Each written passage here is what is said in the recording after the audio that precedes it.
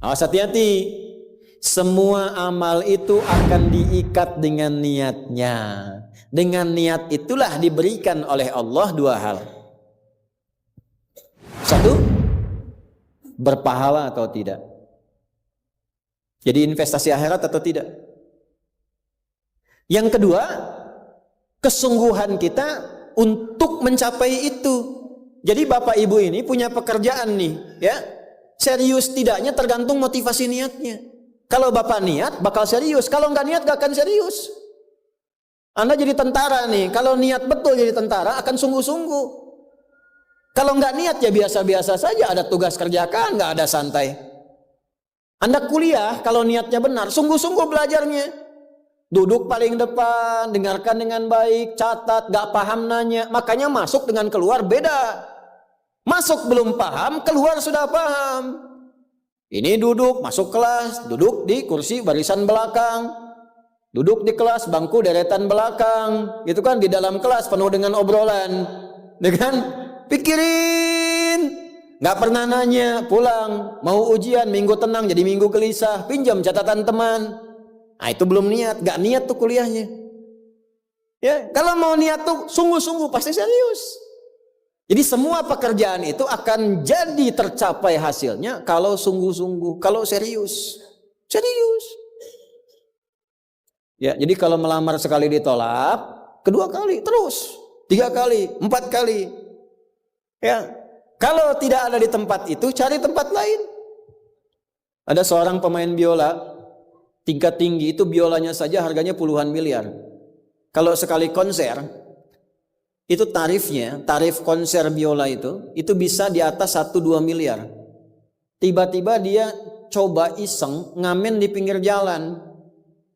Ya, jadi kalau kita di kereta di New York itu ada stasiun, di situ suka ada yang ngamen-ngamen itu. Iseng beliau ngamen, gak ada yang tahu kalau itu pemain biola termahal di dunia. Begitu memainkan musiknya, bagus musiknya, yang dikasih cuma recehan. Sekian sen. Dapatnya berapa? Ya cuma sekian dolar, 4-5 dolar aja. Padahal ini kalau manggung tarifnya bisa 2 miliar. Tapi analisis komentarnya sangat luar biasa. Ternyata manusia itu, perhatikan, kalau ingin sukses harus pandai menempatkan diri. Dia dihargai murah itu karena di tempat yang memang tidak mengetahui siapa dia. Ketika dia menempatkan diri pada tempatnya, maka berharga nilainya di hadapan Allah. Jadi kalau Anda di satu tempat dianggap tidak bernilai, cari tempat lain. Mungkin di situ bukan tempat yang layak bagi Anda untuk menunjukkan siapa Anda. Tapi mesti serius. Itulah sebabnya ada sa'i. Apa itu sa'i? Ayo rali-rali kecil. Terus lari-lari besar apa? Maraton. Sa'i dari kata sa'a, artinya sungguh-sungguh, serius mencapai peluang. Naik ke atas bukit untuk melihat dengan jernih ke rahmah, ya, lihat dari sofa sampai marwah dengan sifat rahmah. Marwah itu puncak tertinggi yang ingin diraih. Maka gunakan dengan sa'i, sungguh-sungguh serius. Kalau lihat peluang kejar walaupun dengan berlari. Kalau nyampe nggak ketemu, balik lagi walaupun sampai bolak-balik. Pada akhirnya pasti ditemukan yang cocok dengan kita. Sungguh-sungguh. Nah ini Jadi kalau Anda ingin serius, ingin sukses, ya, mencapai sesuatu apapun serius. Yang sekolah serius nih, ya, perwira mau sekolah serius, ya, jangan mengandalkan joki. Ayo serius supaya ilmunya benar, ya, urutkan. Anda juga sama nih yang di kampus-kampus dan sebagainya tuh, ya, kuliah yang betul. Kan mau Indonesia emas tuh 2045. Bagaimana bisa dapat emas kalau nggak sungguh-sungguh? Itu yang kemarin PON tuh, kalau nggak serius nggak dapat emas. Nah yang kedua begini, kalau cuman pakai yang pertama, yang belum beriman pun dapat itu. Terus faedahnya kita beriman apa? Ya, gini ya. Ini ada yang belum beriman, non muslim, kerja serius. Anda sudah beriman, kerja serius juga, sama-sama serius, dua-duanya sukses. Lalu manfaat imannya apa? Tuh. Ini untuk menjawab pertanyaan begini, Pak abdi teh muslim. Nah, non muslim teh tiasa sukses, kaya, abdi teh kaya. Saya sholat tapi nggak kaya-kaya. Nah, itu pertanyaan yang salah. Supaya kaya itu penyebabnya bukan sholat, tapi serius, sungguh-sungguh. Kalau sungguh-sungguh kerja, sukses. Sungguh-sungguh belajar, sukses. Sholat itu, nah ini mendampingi kesuksesan dengan keberkahan. Kalau ingin berkah, sholat. Ingin nyaman, sholat. Sholat mendesain kesuksesan itu melahirkan falah, kebahagiaan yang mendamaikan. Makanya falah dalam bahasa Inggris definisinya success and happiness. Sukses dan bahagia. Balik ke sini, ke hadis tadi. Lalu apa manfaatnya di situ huruf ba itu? Niat itu apa? Merubah rutinitas menjadi ibadah. Ini yang mahal. Nih Pak, gini Pak ya. Bu. Ini apa Bu? Gelas. Isinya air. Fungsi air itu menghilangkan haus. Caranya minum. Tiap hari kita itu minum. Sesuatu yang dilakukan terus-menerus namanya rutin. Disifati jadi rutinitas. Minum itu rutinitas. Tidak minum bahaya buat ginjal. Minum kita. Tapi yang kedua begini, gimana caranya rutinitas itu jadi ibadah? Tuh, minum tapi jadi ibadah. Apa fungsinya ibadah? Supaya dapat bekal. Bekal buat apa? Bekal buat pindah. Pindah kemana? Pindah ke alam baru ketika meninggalkan dunia. Siapa yang akan hidup selamanya di dunia? Ayo angkat tangan. Gak ada. Orang terkuat di muka bumi Firaun. Jaringannya luas, tentaranya banyak, hartanya melimpah, supportnya tinggi. Tapi se-Firaun-Firaunnya tewas juga. Selesai. Nah, artinya apa? Kita akan meninggalkan ini karena kehidupannya sementara. Karena itu bagi orang yang sudah meninggalkan dunia, disebut diumumkan telah meninggal dunia. Nah kita punya iman kalau meninggal pindah kemana? Kan ditanya. Akal kita kan bertanya, ini pindah meninggal dunia, meninggalkan dunia pergi kemana? Kan belum pernah ada yang punya pengalaman ke situ balik lagi. Oh, abdi tadi kadinya wih deui, enggak ada. Ya, harus terjawab. Kalau tidak terjawab bingung kita ini. Harus terjawab. Yang bisa jawab itu siapa? Yang menciptakan kita. Tanggung jawab, harus memberikan keterangan. Karena itu kalau ada kitab suci menerangkan dengan sempurna, setelah di dunia ke sini keadaannya begini, bekalnya begini, dari situ ke sini prosesnya begini. Ini menunjukkan kitab suci itu benar dan sumbernya dari Sang Pencipta. Dan berita baiknya alhamdulillah. Alhamdulillah, silahkan riset, silahkan komparasikan secara ilmiah, riset. Hanya Al-Qur'an yang menerangkan itu dengan sempurna. Dari dunia pindahnya ke sini, alamnya disebut dengan kubur, pemisahnya disebut barzakh. Di dalamnya ada begini, dijelaskan oleh Nabi rinci. Kalau begini begini, kalau begitu begitu. Selesai itu nanti bertahap seperti ini, terjadi kiamat begini, rinci. Kalau itu karya manusia, mustahil ada satupun manusia yang bisa berbuat seperti itu. So, kita mau pindah nih, sekarang kita pakai logika yang betul. Hukum pindah itu harus bawa bekal. Ini yang ngaji semua di sini, enggak semuanya orang Bandung. Orang Jakarta tuh. Ya. Soreang mana Soreang? Masih subuh nanti pas maghrib Soreang tuh. Ya, Purwakarta mungkin kan. Ini nggak semua orang Bandung ini. Apakah Anda bisa nyampe ke sini kalau nggak ada bekal? Dari Bandung mau ke Jakarta mesti ada bekal. Beli tiket pakai kereta api cepat. Ya, kereta cepat, bus, tiketnya bekal. Pakai pesawat, bekal. Hukum mengatakan setiap pindah tempat mesti ada bekal. Ini Anda, saya, kita mau pindah dari dunia, minimal transit, ya waiting roomnya di alam kubur. Mau pindah, pertanyaannya bekalnya apa? Kan pindah tempat. Semakin berpindah tempatnya, semakin beda hukumnya. Ini kita di Indonesia, mau transit ke Malaysia, apa dikira mata uangnya sama? Tidak, hukumnya pun nggak sama. Orang Indonesia ke Singapura hukumnya beda.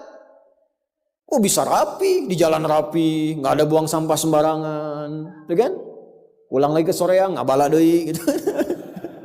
Hukum beda, ketatnya nggak sama. Ke Amerika lebih jauh lagi, nggak laku rupiahnya, tukar dulu dari sini, baru dolarnya nyala. Pindah tempat beda hukum. Toilet di kota Bandung dengan toilet di Lebak Bulus bisa beda. Ya. Nih bang, 1.000. Kok 1.000 bang? 2.000. Biasanya juga 1.000. Anda di mana? Lebak Bulus. Sini Bandung pak. Ya, bisa beda hukum. Maka Anda jangan berharap di alam kubur itu hukumnya bisa sama dengan hukum di dunia. Pasti beda. Tetap pertanyaannya sama. Bekalnya apa? Cuman 2 lembar 2 kain. Ibu tambahan 1 bu, kerudung ibu 3 tuh. Makanya saya selalu mengatakan dengan bercanda tapi dalam, mohon maaf ini yang muslimah, berlatih pakai kerudung ya. Berdoa minta sama Allah supaya nanti tidak bikin malaikat mungkar nakir penasaran. Di dunia nggak berkerudung, begitu meninggal dikerudungin, ditaruh ke malaikat. Ucu gening. Waktu di dunia teh kerudungan, nah hai udah jantan kerudungan. Man rabbuka, abi jamaah Ustaz Adi, namun belum sempurna hijrah. Pelan-pelan, jangan dihukumi dulu.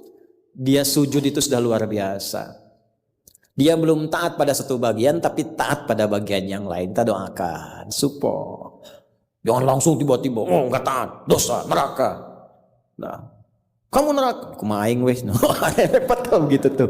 Ya, balik lagi, dikembalikan pada kebiasaan, pada kebaikan. Nah, sekarang mau pindah ke alam kubur, bekalnya apa? Kan mesti jelas. Baju sudah beda, nggak bisa dibawa. Itu sudah fitrah Pak. Bapak punya warisan banyak, ditinggal. Nggak ada yang mau ikut, semua ditinggal. Anak-anak tuh sudah catat warisan bapak apa saja. Ibu sesayang-sayangnya nggak akan ikut bu. Bapak jangan tinggalkan saya. Terus kata yang nguburnya, ayo ibu mangga atau ibadah ngiringan, nanti aja. Akan masuk.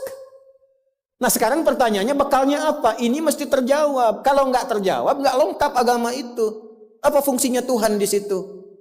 Mesti menjelaskan. Nah di Islam itu dijelaskan. Bekal yang kita bawa pulang meninggalkan dunia itu, itulah yang disebut ibadah. Itu. Setiap dikerjakan ada poin ditulis. Poin itulah nama bekalnya. Namanya ajrun namanya. Lahum ajrun ghairu mamnun. Yang kita sebut dengan pahala. Yang menjadikan itu dapat, pahala itu diraih, bekal ibadah itu dapat, itulah niat. Itulah niat. Jadi pekerjaannya tidak berubah, rutinitas tetap jalan, minum tetap minum, kerja tetap kerja, makan tetap makan. Cuma dengan niat itu di saat yang sama cara minum itu langsung dinilai sebagai ibadah. Perintah Allah, malaikat tulis. Ya, berapa tulisnya? Sesuai kadar keikhlasannya, minimal 10. Itulah perbuatan yang dianggap benar, sehingga konsepnya dunianya sukses, minum juga, haus hilang. Akhiratnya dapat pahala. Jadi dunianya sukses, akhirat sukses. Disebut baik, perbuatan baik yang dinilai sukses oleh Allah disebut hasanah namanya. Makanya kita berharap dunia jadi hasanah, akhirat dikonfirmasi hasanah itu jadi pahala. Maka kita berdoa, Al-Baqarah ayat 201, Rabbana atina fid dunya wa fil akhirati waqina. Apa tafsir hasanah terkait ibadah? Tafsir hasanah terkait ibadah pindah surat ke surat 6. Ayat berapa? 160. Man jaa bil hasanati falahu asyru amthaliha. Minimal kalau diniatkan jadi ibadah tulis 10. 10 itu yang disebut bekal pulang. Sebelum meninggal. Tampilkan nanti. Punten Pak ngetang nate sanes kieu nya 1, 2, 3, 4 itu hitungan dunia. Cara menghitungnya 1 ke 2 500 tahun. 2 ke 3 500 tahun, 3 ke 4 500 tahun. Nanti semua itu diakumulasi, ditampilkanlah surga yang sesuai dengan pahala kita. Kapan ditampakkannya? Saat sakaratul maut sebelum meninggal. Sifat ibadahnya disebut, sifat orang yang rajin ibadah disebut abdun, jamaknya ibadun. Ketika mau meninggal ditampakkan, karena ditampakkan tenang dia. Nyawanya tenang, jiwanya nyaman. Sifat jiwa yang dilatih ibadah, saat latihan disebut tumakninah. Ruku anjen, jangan dulu itidal sampai tumakninah. Sujud, jangan bangkit dulu sampai tumakninah. Kebiasaan tumakninah punya sifat namanya mutmainnah. Makanya saat akan meninggal disebut ibadahnya, disebut mutmainahnya. Di mana? Quran surah 89 ayat berapa? Ayat 27 sampai 30. Ya ayyatuhan nafsul mutmainnah irji'i ila rabbiki radiyatan mardiyah fadkhuli fi ibadi, disebut ibadnya. Wadkhuli jannati, ditampakkan surganya. Ini surganya anjeun teh ieu tina amalan-amalan yang telah dilakukan selama hidup. Kalau yang nggak ada bekal, tampaknya yang jelek-jelek sesuai kebiasaannya. Ya. Kebiasaan dugem ditampakkan leng-geleng. Ini bingung, la ilaha illallah, geleng lagi, la ilaha geleng lagi. Yang biasa tahlil, biasa ngaji, wafat sesuai kebiasaan, sesuai ajalnya. Tampak. Nah, sekarang untuk mencari bekal itu bagaimana? Niatkan menjadi ibadah. Itu fungsinya itu mahal. Pembuktiannya setelah meninggal. Kalau bapak nggak percaya, ibu nggak percaya, dipertanyakan imannya. Silahkan saja nanti lihat setelah meninggal. Ya, cara merubahnya bagaimana? Nanti ada 3 bagian. Karena itu kata Imam Syafi'i, hadis ini sepertiga ilmu. Ilmu itu dipraktikkan lewat amal, makanya hurufnya sama. Ain, lam, mim saat belajar. Ain, mim, lam ditukar, lamnya ke belakang, mimnya ke tengah. Saat diamalkan hurufnya sama. Orang yang mengerjakan itu ain pakai alif, lam dan mim, alimun. Tempatnya alamun, tanda-tanda orang itu kenal Allah, maka dia pakai ilmu. Ilmunya dia amalkan, hurufnya sama semua. Ilmun, amalun, alimun, alamun. Allah disebutnya apa? Rabbil alamin, jama alhamdulillahi rabbil alamin. Jadi kalau kita pakai ilmu, gunakan. Begitu digunakan, tuliskan pahalanya. Kata Imam Syafi'i, hadis ini sepertiga ilmu. Karena ilmu itu ada 3. Ilmu tentang lisan, ilmu tentang perilaku tubuh bagian luar, ilmu tentang hati. Semua perilaku kita bergantung 3 hal tadi. Contoh lisan. Panitia, kalau ada teh manis bagus banget itu. Enggak, ini contoh, bukan minta. Enggak, ini saya sudah ada minuman, enggak usah bikin teh manis. Contoh aja, contoh, ya. Kalau ada teh manis bagus banget itu. Itu lisan. Begitu lisan keluar, panitia langsung mikir, aduh, enggak dibikin tadi katanya. Maka coba di belakang dibikin, walaupun ustaznya bilang contoh, langsung bikin misal contoh gitu kan. Itu lisan. Kerjakan, siap kerjakan, komando, jalan, lisan. Jadi perilaku kita kadang bergantung lisan. Makanya ada ayat dan hadis tentang lisan. Hati-hati. Kepleset lisan lebih parah dibanding kepleset kaki. Bapak kepleset kaki bisa diluruskan lagi. Kepleset lisan lama Pak. Prajurit keluar dari sini, keluar. Caci maki itu panglima tuh. Jangan dipotong videonya ya. Contoh ini mah, contoh. Kepleset lisannya, selesai karirnya. Kepleset kakinya, masih bisa berjalan. Maka lisan tuh ada hukumnya sepertiga bagian hidup kita. Kedua nih, ujung kepala sampai ujung kaki, tangan bergerak, kaki melangkah. Hati-hati. Itu semua ditentukan oleh apa? Ini kolbu, amalan hati. Bapak tahu dari mana kalau orang yang senyum itu senang pada Bapak? Bagaimana taunya? Boleh jadi dia iri hati, di hatinya itu ada sesuatu. Nah, karena manusia bertindak dari 3 bagian ini, maka Imam Syafi'i mengatakan, inilah hadis sepertiga ilmu. Kalau paham hadis ini, sepertiga kehidupan kita tuh hatam. Kuncinya apa? Niatkan semua hal itu menjadi bagian ibadah, maka pekerjaannya berkah, akhiratnya dapat.